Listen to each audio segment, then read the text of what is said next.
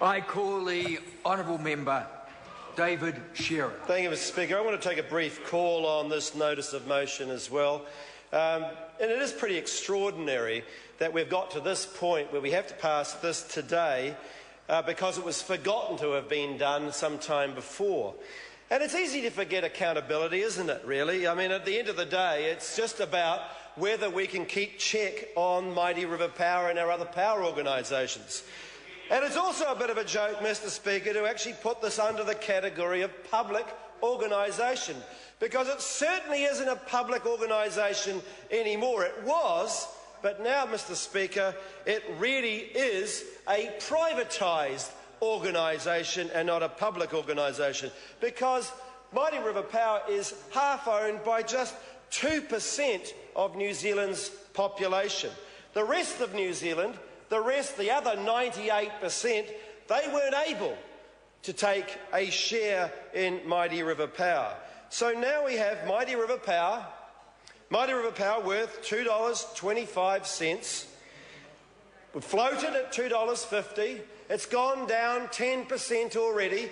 And what a failure of an investment that has been for that 2% of the population that has joined in that. And on the basis, sir, of that success, of that brilliant move by this government, we're now going to float an even bigger power organisation, Meridian Energy. So we've failed on Mighty River Power, and now we're going to launch off Meridian Energy. And who will invest in Meridian? Well, 34% of people said before Mighty River Power was floated that they would invest in Mighty River Power, and it ended up being 2%.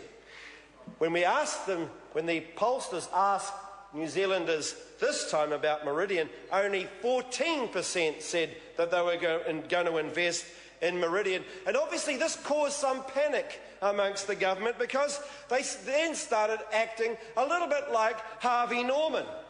Buy now, pay later. So you're able to buy those shares and pay later. And as my colleague Clayton Cosgrove says, they threw in a box of steak knives along with it just to sweeten the deal up a bit. They'll probably offer a trip for two to Las Vegas where you can have the same sort of gamble but more legally over there, sir. This is to try and to get this float across the line. And what will we get for the money? Well, we were promised 7 to 10 billion. Then it was 5 to 7 billion. And then it was the low end of 5 to 7 billion. And this is all quotes, Mr Speaker. These are all quotes of either the Finance Minister or the Prime Minister. And now we're scratching to get $5 billion across the line. And what will we spend, sir, that money on? Well, there's been a wide variety of issues that we can spend this money on. First of all, of course, it was to avoid the credit downgrade. Avoid that. That was in 2011. I don't suppose people remember that. And then it was to help Kiwi Bank. And then in 2012, it was to pay down debt. That was Mr Ryle's suggestion. And then it was to build new schools and hospitals, and that did the rounds for a while because it was very popular. And then it was to bail out Kiwi Rail, and then it was to irrigate lots and lots of farmland, a little bit like the Tuki River, sir, that we're hearing so much about, and what an appalling idea that is. So appalling, sir, that the government has to doctor the results of its tests in order to be able to get across the line. Then it's the rebuild Christchurch, then it's the Auckland rail loop, the list goes on, and if you add it up, sir, it comes to $80 billion. So $5 billion being raised goes into $80 billion. I'm not sure how that works, but what I do know is that the mums and dads that were promised the shares in this was a joke. It's just 2% of our population.